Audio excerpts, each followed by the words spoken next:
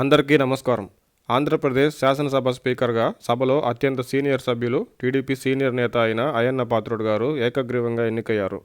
గత 5 ఏళ్ల వైసీపీ పాలనలో ఎన్నో ఇబ్బందులు ఎదుర్కొన్న టీడీపీ నేతల్లో ఏమాత్రం తగ్గకుండా వైసీపీపై పోరాడిన నేతల్లో సీనియర్ అయిన అయ్యన్న పాత్రుడు గారు ముందు వరుసలోనే ఉంటారు.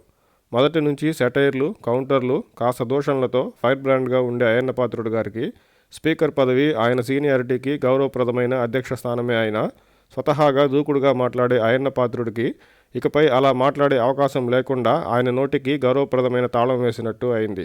గత శాసనసభ స్పీకర్ మాదిరిగా కాకుండా గౌరవప్రదమైన స్పీకర్ స్థానానికి తన సీనియారిటీతో మరింత వన్నె తెస్తారని ఆశిద్దాం.